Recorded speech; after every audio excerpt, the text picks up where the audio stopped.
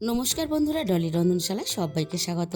আর বন্ধুরা, শীতকাল মানেই কিন্তু জমিয়ে খাওয়া দাওয়া, আর সেটা যদি হয় এরকম একটা দারুণ টেস্টি রেসিপি, কোনো রকম ঝামেলা ছাড়া।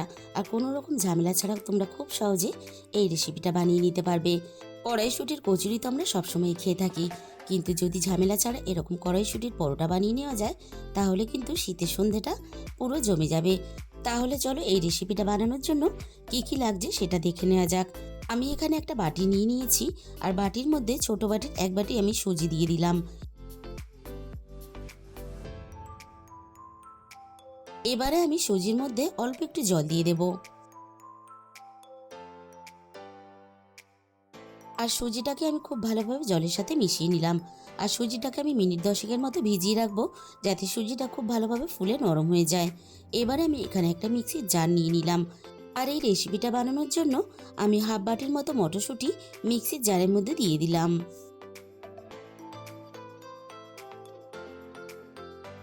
সুজিটা 10 মিনিট ভিজিয়ে রাখার জন্য বেশ অনেকটাই ফুলে নরম হয়ে গেছে। এবার আমি সুজিটাকে মটরশুঁটির সাথেই দিয়ে দেব।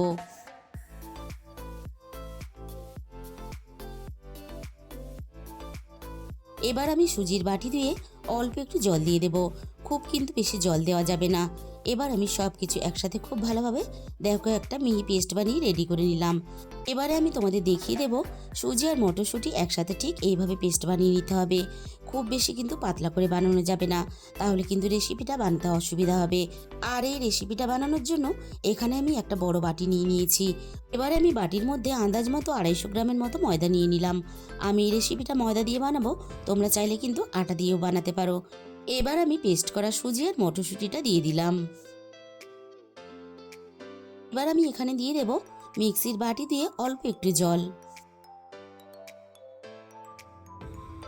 এবার আমি একে একে কিছু শুকনো উপকরণ দিয়ে দেব। প্রথমে আমি দিয়ে দিলাম অল্প একটু কালো জিরে। এবার আমি এখানে দিয়ে দেব অল্প একটু স্বাদ মতো চিনি। আর চিনিটা কিন্তু অবশ্যই ব্যবহার করার চেষ্টা করবে, তাহলে পরোটার স্বাদটা কিন্তু অনেক বেশি ভালো হবে। আর সাথেই আমি এখানে দিয়ে দেব স্বাদ মতো লবণ। আর সবশেষে আমি এখানে দিয়ে দেব হাফ চামচ পরিমাণ জিরে গুঁড়ো। আর অল্প একটু জিরে গুঁড়ো দিলে তাহলে পরোটার টেস্টটা খুব ভালো আসবে। এবার আমি এখানে অল্প একটু জল দিয়ে দেব, আর সব কিছু একসাথে খুব ভালোভাবে মিশিয়ে আমি একটা ব্যাটার বানিয়ে নেব। আর প্রথমেই কিন্তু অনেক বেশি জল দিয়ে দেবে না, তাহলে ব্যাটারটা অনেকটা বেশি পাতলা হয়ে যাবে, আর তার জন্য রেসিপিটা কিন্তু বানাতে অসুবিধা হবে। আমার আরও একটু জলের প্রয়োজন, তাই কিন্তু আমি আরও একটু জল দিয়ে দেব। আর এইভাবে অল্প অল্প করে জল দিয়েই কিন্তু ব্যাটারটা বানিয়ে নিতে হবে। আর বন্ধুরা, অবশ্যই কিন্তু অল্প একটু সুজি ব্যবহার করবে। সুজি ব্যবহার করলে তাহলে কিন্তু পরোটাগুলো বেশ মুচমুচে হবে, আর খেতেও বেশ ভালো লাগবে। আর এইভাবে কিন্তু আমি একটু সময় নিয়ে খুব ভালোভাবে ব্যাটারটাকে ফেটিয়ে নেব। যত এইভাবে ভালোভাবে ফেটাবে, ততই কিন্তু পরোটাগুলো নরম তুলোর মতো হবে। এবারে আমি তোমাদের ব্যাটারের ঘনত্বটা দেখিয়ে দিলাম। খুব বেশি একেবারে গাঢ়ও না, আবার খুব বেশি পাতলাও না, ঠিক মাঝামাঝি রেখে ব্যাটারটাকে বানিয়ে নিতে হবে। তাহলে চলো রেসিপিটা আমি কিভাবে বানিয়েছি এবার দেখে নেওয়া যাক। আমি গ্যাসের মধ্যে একটা ফ্রাই প্যান বসিয়ে দিয়েছি। এবারে আমি ফ্রাই প্যানের মধ্যে হাফ চামচের মতো তেল দিয়ে দিলাম। এবারে আমি গ্যাসের ফ্লেমটা মিডিয়ামে রেখে তেলটাকে খুব ভালোভাবে গরম করে নিয়ে আমি ফ্রাই প্যানের চারিদিকে লাগিয়ে দেব। আর এই রেসিপিটা বানানোর জন্য যতটা সম্ভব কম তেল ব্যবহার করে এই রেসিপিটা বানানো যায়, আমি সেইভাবে বানানোর চেষ্টা করব। তেলটাকে আমি ভালোভাবে ফ্রাই প্যানের মধ্যে লাগিয়ে নিলাম। এবার আমি গ্যাসের ফ্লেমটা একেবারে লোতে রেখে 2 হাতার একটু কম আমি ব্যাটার দিয়ে দেব।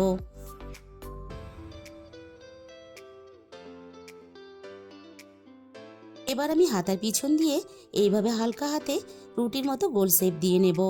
আর পরোটাগুলো খুব বেশি কিন্তু মোটা করে বানানো যাবে না, একটু পাতলা করে বানিয়ে নিতে হবে। এবার আমি উপরটা শুকনো ভাব আসার জন্য অপেক্ষা করব। আর দেখো, উপরটা সুন্দরভাবে শুকনো ভাব চলে এসেছে। এবার আমি পরোটাটা উল্টে দেব।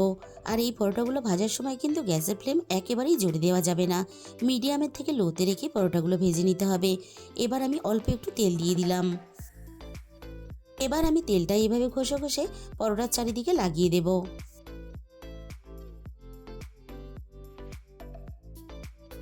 আবারও আমি পরোটাটা উল্টে দেব। আর এইভাবে একটু ঘুরিয়ে ফিরিয়ে পরোটার একটা সাইড আমি ভালোভাবে ভেজে নেব।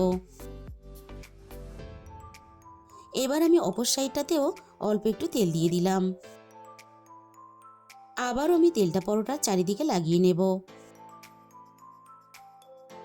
এবার আমি হালকা হাতে চাপ দিয়ে ঘুরিয়ে ফিরিয়ে পরোটার দুটো সাইডে আমি ধারগুলোকে আমি খুব ভালোভাবে ভেজে নেব।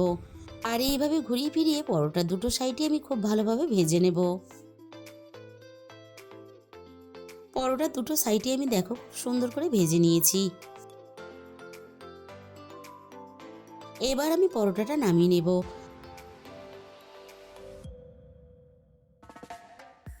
আমি বাকি পরোটাগুলো ঠিক একইভাবে বানিয়ে নেব। আর বন্ধুরা, দেখেই বুঝতে পারছো কতটা কম সময়ে দারুণ একটা টেস্টি পরোটা রেসিপি বানানো যায়।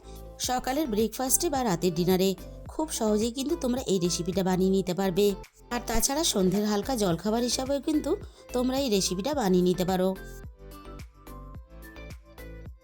আরও একটা পরোটা আমার দেখো ভাজা রেডি হয়ে গেল।